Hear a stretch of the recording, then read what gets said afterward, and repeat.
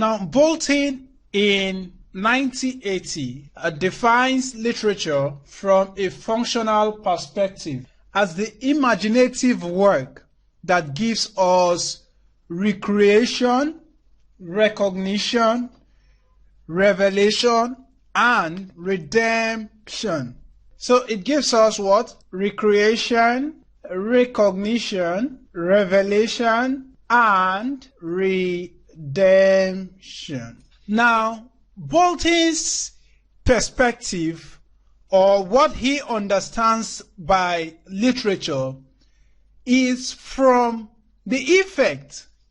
Okay, it is from what? It is from the effect, the functionality of literature. By functionality, I mean, what does literature do for you? When you have a literary piece, what does it do for you? When you listen to a story, what is the effect of that story in you as an individual? When you take part in festival, what impact does that festival have or has in you? That is what we mean when we say that Bolton looks at the functional perspective of literature. So it is for what? Recreation.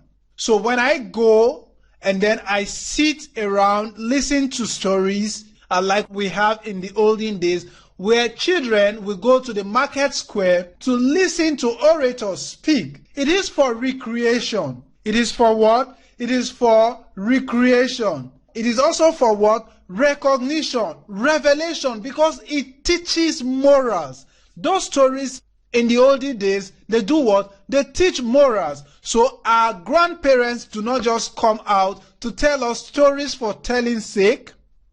They tell us stories so that we could learn from it. You would also recall that at some point, after the stories have been told, as kids, you will be asked, what did you learn from the stories? Right? You will be asked what you learned from what? From the stories. That is the functionality of literature. So by the time you tell them, I learned that we should not be bad children. I learned that doing good is very important.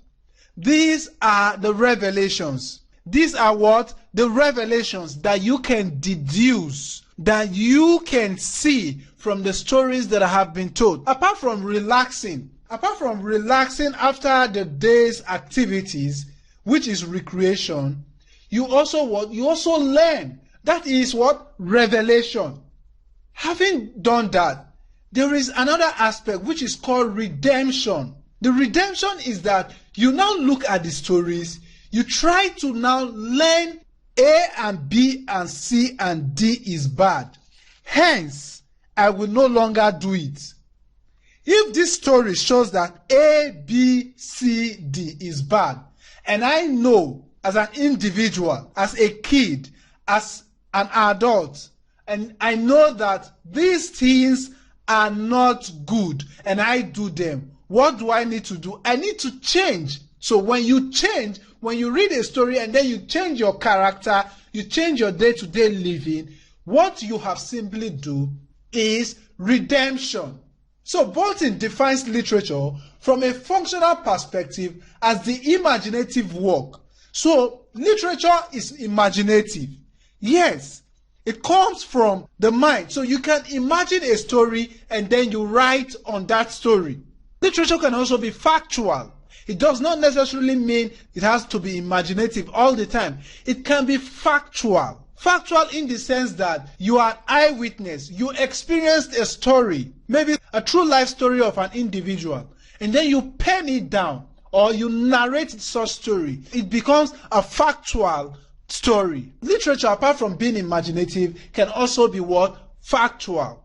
It can be an autobiography of someone. That is another definition of literature. Rees, after describing what he regards as literature, summed up that literature is a permanent expression in words of some thoughts or feelings, in ideas about life and the world. After his first definition, he now came back and said, okay, after this one, he said that what? Literature is a permanent expression in words. It's a permanent expression in words, not just in written forms now, but in words.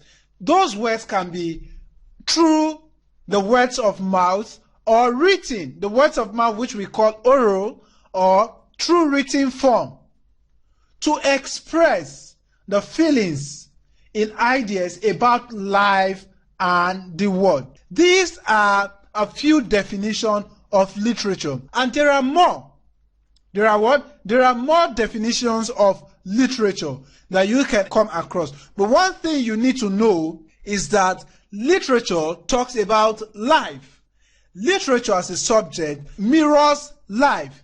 So it replicates, it showcases whatever happens. It shows what?